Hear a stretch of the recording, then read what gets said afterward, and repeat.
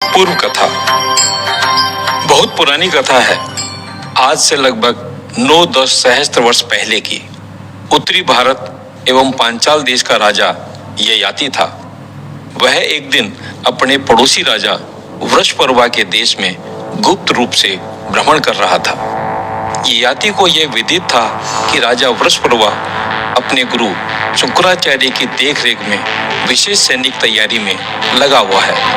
वह अपनी आंखों से देखना चाहता था कि इस देश की सेना और सैनिक अस्त्र शस्त्रों की क्या दशा है। इन सब को वह अपनी आंखों से देख अनुमान लगाना चाहता था कि कभी इस राज्य से युद्ध हो जाने की स्थिति में उसे स्वयं अपने राज्य में क्या कुछ करना चाहिए। अतः वह एक सामान्य नागरिक के रूप में पैदल ही वृषपर्वा के राज्य में भ्रमण कर रहा था। वृषपर्वा का गुरु शुक्राचार्य अति विद्वान, ज्ञान विज्ञान का ज्ञाता और मृत संजीवनी विद्या का जानने वाला था।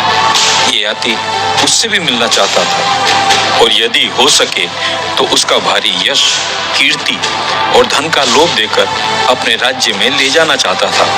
ययाति ने राज्य की बहुत सी बातें देखी और यह विचार करके कि यह राज्य इतना उन्नत नहीं जितना कि उसका अपना राज्य है, वह ये आशा करने लगा कि इस देश के विद्वान को अपने साथ अपने राज्य में चलने के लिए तैयार कर सकेगा।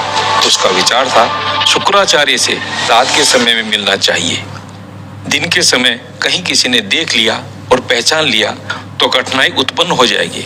इस कारण राजधानी से बाहर वन में घूमते हुए उसने रात कर दी। घूमते हुए उसे ऐसा अनुभव हुआ कि कुछ देर से कोई स्त्री जोर जोर से सहायता के लिए पुकार रही है। स्त्री की आवाज रह रहकर आ रही थी, मुझे बचाओ, मुझे बचाओ। ययाति उस आवाज की दिशा में चल पड़ा। समीप ही एक कुआं था और स्त्री का शब्द उस कुएं में से आ रहा था। उस समय वन में अंधेरा हो चुका था और कुएं में तो और भी अंधेरा था।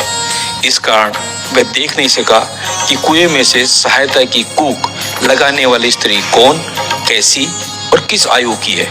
ययाति ने कुएं में झांककर पूछा, तुम कौन हो और यहाँ कैसे जा पड़ी हो?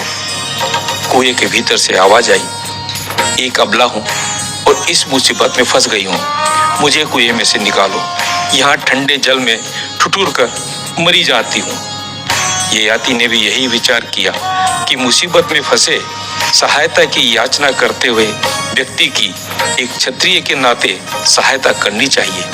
इस कारण उसने अपनी कमर के साथ लपेटा दुपट्टा खोला और उसे कुएं में लटकाकर पूछा, देवी देखो यह दुपट्टा तुम तक पहुंचा है अथवा नहीं? कुएं में से आवाज आई, पहुंच गया है। तो उसे दृढ़ता से पकड़ो, मैं उसे ऊपर खींचता हूँ। ठीक है, खींचिए। भीतर से आवाज आई। ययाति ने दुपट्टे को ऊपर खींचा। एक मनुष्य का बोझ उसके साथ था। उसने दुपट्टे को ऊपर खींचा और फिर हाथ का आश्रय देकर उसे बाहर निकाला। कुएं से निकली स्त्री एक युवा लड़की थी। युवती ने कुएं से बाहर भूमि पर पांव रखते ही उस व्यक्ति का धन्यवाद किया और कहा, मैं यहाँ एक विद्वान गुरु शुक्राचार्य की लड़की देवयानी हूँ। एक दुर्घटनावश कुएं में फेंक दी गई थी, परंतु आप कौन हैं? ययाति ने अपना परिचय नहीं दिया, केवल यह कहा, मैं एक पथिक हूँ। पथ से भटक जाने के कारण मुझे अपने स्थान पर पहुंचने में बहुत देर हो गई है। इस कारण अब रात कहीं किसी के घर में रहूंगा और प्रातः अपने मार्ग पर चल दूंगा। तो आप मेरे पिता के घर पर चलिए। साथ ही आपने एक कुमारी कन्या का हाथ पकड़कर उसे कुएं से बाहर निकाला है। मैं उसे पानी ग्रहण ही समझती हूँ। इस कारण मैं कहती हूँ कि आपने मेरा पानी ग्रहण कर मुझे पत्नी के रूप में वर लिया है। आप आइए, मैं अपने पिता से कहूंगी कि वह कन्यादान कर दें। ययाति इस प्रस्ताव पर प्रसन्न हो गया। वह विचार करने लगा था कि इस प्रकार वह गुरु शुक्राचार्य को अपने पक्ष में कर लेगा। इस पर भी उसने कहा, तुम्हारे कुल का परिचय प्राप्त कर मुझे बहुत प्रसन्नता हुई है। मैं ययाति हूँ। यदि तुमसे विवाह होगा तो मैं ऐसे नहीं कि रात के अंधेरे में किसी मुसीबत में फंसी अबला को पाकर उससे विवाह कर लूं। यह हम क्षत्रियों के धर्म और प्रथा के विपरीत है। मैं तुम्हें नगर के द्वार पर छोड़ अपने स्थान पर लौट जाऊंगा और दिन के समय तुम्हारे पिता के पास आऊंगा और तुम्हें विवाह में मांग लूंगा।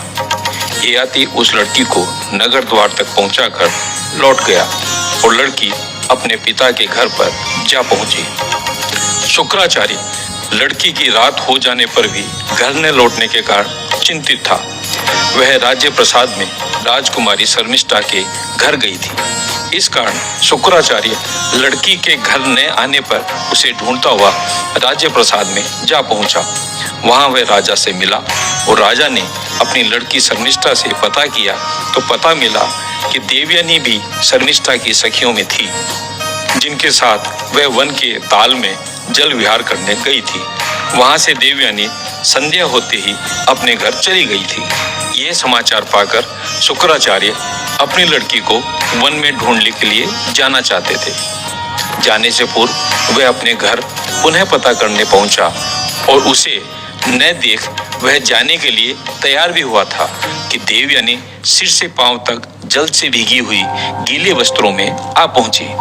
उसे देख आचार्य प्रसन्न हो पूछने लगे, देवयानी, ये क्या हुआ है? तुम इतनी देर तक कहाँ थी? मैं तुम्हारी सखी शर्मिष्ठा से पता करने गया था।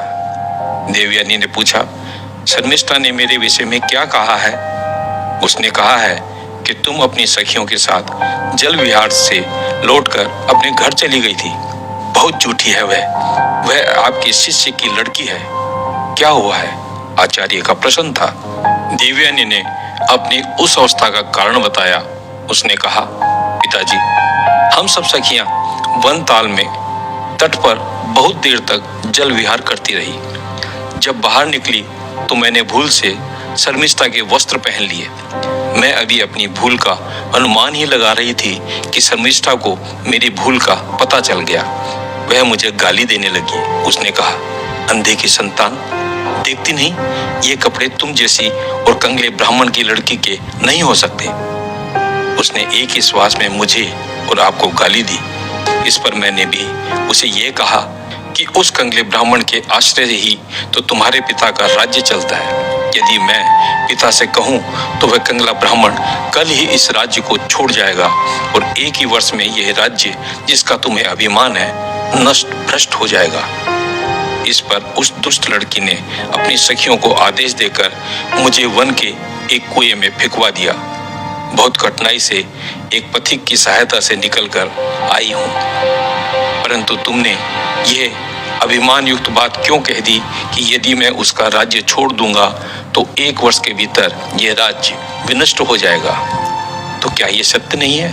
क्या ये असत्य है कि पिछली बार जब देवेंद्र से इसका युद्ध हुआ था तब यदि आप मृत सैनिकों को जीवित नहीं कर रहे होते तो ये सब के सब असुर विनिष्ट हो जाते और आज यहाँ इंद्र का राज्य होता।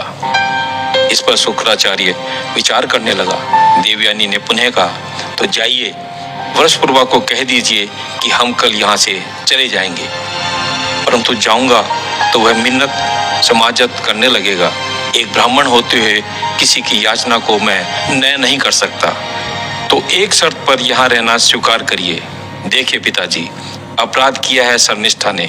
इस कारण यदि वह झूठी क्रूर स्वभाव वाली लड़की अपने किए का प्रायश्चित करे तो आप मान जाइए और तब यहाँ रहकर इन असुरों की सहायता कर सकते हैं। क्या प्रायश्चित करे? वह मेरा मतलब है शर्मिष्ठा यदि मेरी दासी बनकर इस घर में रहे तो आप इस राज्य में रहना स्वीकार कर लीजिए, अन्यथा यहाँ से चल देना चाहिए।